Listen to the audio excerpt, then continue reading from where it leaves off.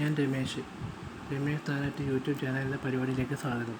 ഞാനിവിടെ പറയുന്നത് ഗാനമേളയ്ക്ക് പോയി തിരിച്ച് വീട്ടിലേക്ക് പോയപ്പോഴുണ്ടായ പ്രേതാനുഭവത്തെ പറ്റിയാണ്.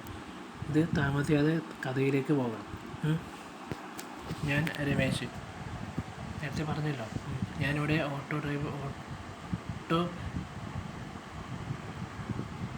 ഓട്ടോയിൽ ഗാനമേളക്കായി ക്ഷേത്രത്തിൽ പോകുന്ന നേരം. ഗാനമേള കഴിഞ്ഞ് തിരിച്ച് വീട്ടിലെത്തിയപ്പോൾ സമയം അർദ്ധരാത്രി 12 മണി കഴിഞ്ഞിരിക്കുന്നു. കുറുക്കന്മാരുടെ ഓരിയിടൽ കേട്ട് ഞാൻ ചുറ്റും നോക്കിയപ്പോൾ ഞാനും എൻ്റെ കൂട്ടുകാരോടൊത്ത് വീട്ടിലേക്ക് നടക്കുന്നതായിരുന്നു. അങ്ങനെ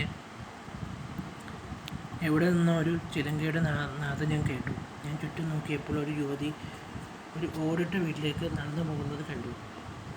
നോക്കി നിൽക്കുമ്പോൾ രണ്ടും അപ്രത്യക്ഷമായി.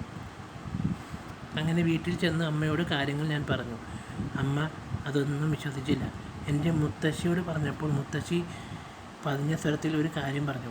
എന്തായാലും നിൻ്റെ ആയുസ് കൂടുതലായത് കാരണമാണ് നീ രക്ഷപ്പെട്ടത്.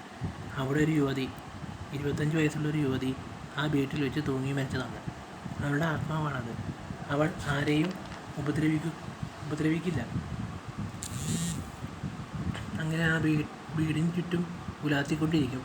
മുമ്പ് ഇവിടെ താമസിച്ചിരുന്നവരുടെ പുറത്ത് പറഞ്ഞ് കേട്ടറിവാണ്. കാരണം എന്താണെന്ന് ചോദിച്ചാൽ പ്രണയ നൈരാശ്യമാണ് എന്നാണ് പറയുന്നത്.